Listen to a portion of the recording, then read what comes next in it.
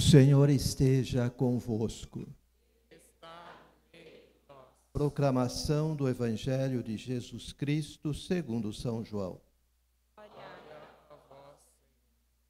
Jesus se manifestou aos seus discípulos e, depois de comer com eles, perguntou a Simão Pedro: Simão, filho de João, tu me amas mais do que estes? Pedro respondeu: Sim, Senhor, tu sabes que eu te amo. Jesus disse: Apacenta os meus cordeiros.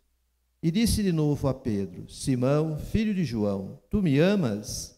Pedro disse: Sim, Senhor, tu sabes que eu te amo. Jesus lhe disse: Apacenta as minhas ovelhas. Pela terceira vez perguntou a Pedro: Simão, filho de João, tu me amas? Pedro ficou triste, porque Jesus perguntou 3 vezes se ele o amava. Respondeu: Senhor, tu sabes tudo. Tu sabes que eu te amo. Jesus disse-lhe: Apacenta as minhas ovelhas. Em verdade te digo, quando eras jovem, tu se cingias e ias para onde querias.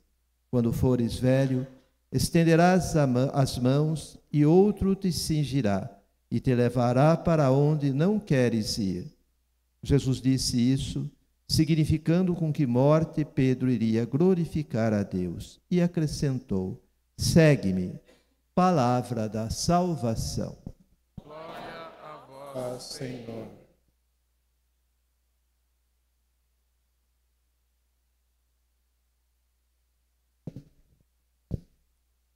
Queridos irmãos e irmãs, como nós escutamos no início dessa Santa Missa, hoje nós celebramos a solenidade de São Pedro e São Paulo. 2 homens como eu e como você, carregados de limitações como eu e como você. E o motivo de nós estarmos aqui lembrando deles 2 anos depois é justamente porque eles fizeram um encontro pessoal com Jesus. Se Jesus não tivesse passado pela vida de Pedro e de Paulo, com certeza o nome dos 2 teria se perdido na história. Mas a grande diferença é porque eles fizeram um encontro pessoal com Jesus. E quando esse encontro aconteceu, no caso de Pedro, à beira do mar, e no caso de Paulo, a caminho de Damasco, eles entenderam 2 coisas: que o encontro com Jesus tem uma dimensão pessoal, mas o encontro com Jesus também tem uma dimensão comunitária. Do ponto de vista pessoal, é importante que a gente tenha clareza que quando a gente faz um encontro real com a pessoa de Jesus Cristo, esse encontro exige de nós conversão. Não tem como, gente, nós falarmos que nós encontramos com Jesus e nós continuarmos vivendo da mesma forma. Todos nós temos limitações, todos nós temos pecados, e é justamente nesse encontro com Jesus que tudo isso vai sendo transformado. E Pedro e Paulo entenderam isso. Eles não eram homens perfeitos, muito pelo contrário. Eles eram carregados de limitações e carregados de pecado. Mas quando eles encontraram com Jesus, eles começaram esse processo de conversão. E quando a gente fala dessa dimensão pessoal, nós temos 2 pontos que é importante a gente entender. Primeiro, que a conversão é um processo.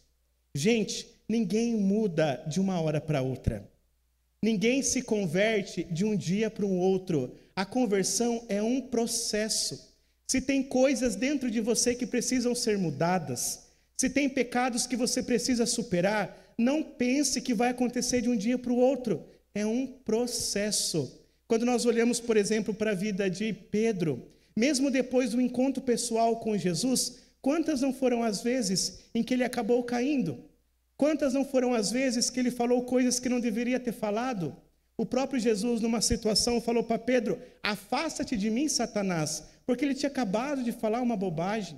Depois de 3 anos caminhando com Jesus, o próprio Pedro, no dia em que Jesus estava para ser crucificado, o que fez? Negou a Jesus. Ou seja, a experiência com Jesus é um caminho, é um processo, é no caminho que nós vamos mudando de vida. A grande questão é que a gente não pode desistir desse processo.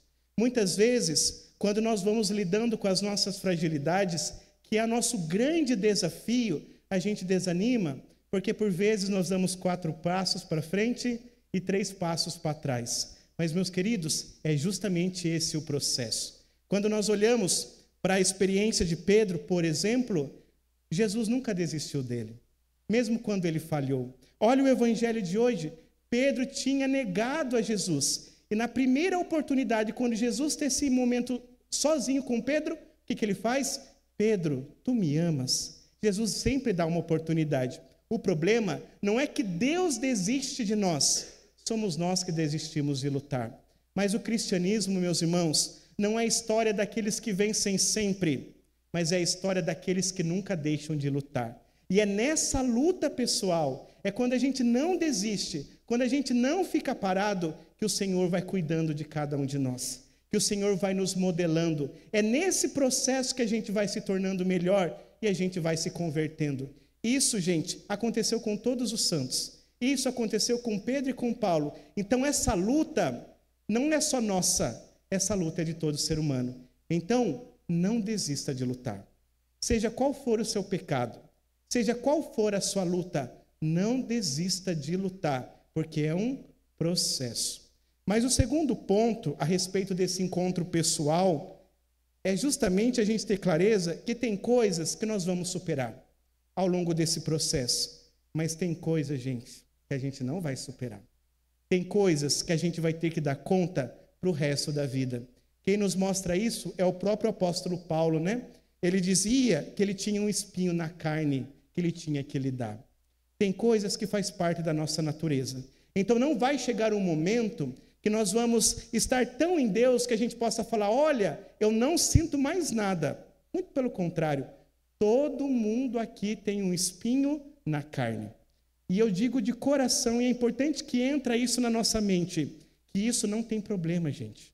O seu espinho na carne não tem problema, porque faz parte da natureza humana. O problema é o que você faz com esse espinho na carne.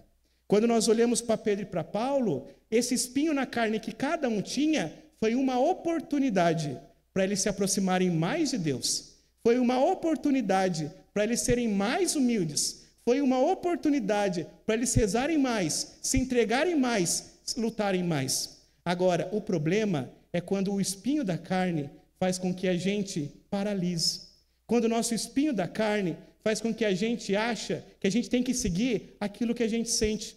Não, gente. Aquilo que para nós é difícil, nós temos que aprender a administrar. E sem Deus, a gente não dá conta. Então, na dimensão pessoal, a gente tem que entender isso. Todos nós somos chamados à conversão.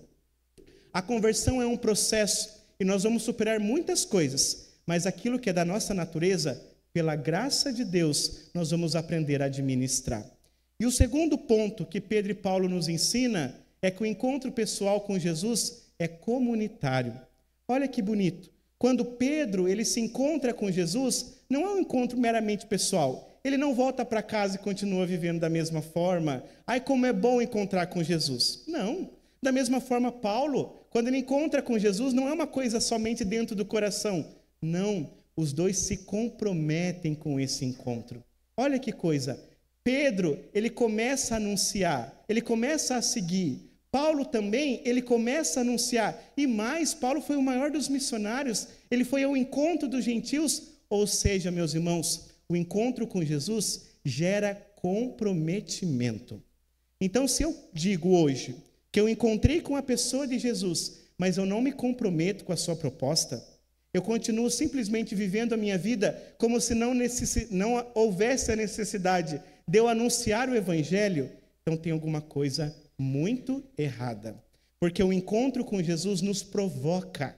O encontro com Jesus nos impulsiona. Não tem como encontrar com o Senhor e não fazer absolutamente nada. Porque o Evangelho só chegou em mim porque teve muita gente que anunciou. O Evangelho só chegou em você porque teve muita gente que anunciou. E o Evangelho só vai continuar chegando em muitas pessoas se você anunciar. Se parar em você simplesmente como uma experiência dentro do seu coração, sinto dizer que o Evangelho não vai se propagar. Mas a nossa missão é justamente essa. Quando eu encontro com o Senhor, eu anuncio o Senhor. Como? De que modo? De que forma? Isso é entre você e Deus. Não é todo mundo que vai pregar. Não é todo mundo que vai ser missionário saindo por aí. Mas todo mundo, de uma forma ou de outra, vai ter a oportunidade de anunciar o Cristo. Seja na sua casa, no seu modo de ser pai e mãe, seja no seu trabalho, no seu modo de ser profissional, seja aqui na comunidade, nas atividades mais simples, todo mundo tem a oportunidade de se comprometer com esse evangelho. Então hoje, olhando para esses dois apóstolos, que foram os pilares da nossa fé, vamos pedir que eles intercedam por nós, para que a gente inicie um processo sincero e bonito de conversão, mas que também a gente tenha coragem de se comprometer com o reino de Deus. Louvado seja nosso Senhor Jesus Cristo. Creio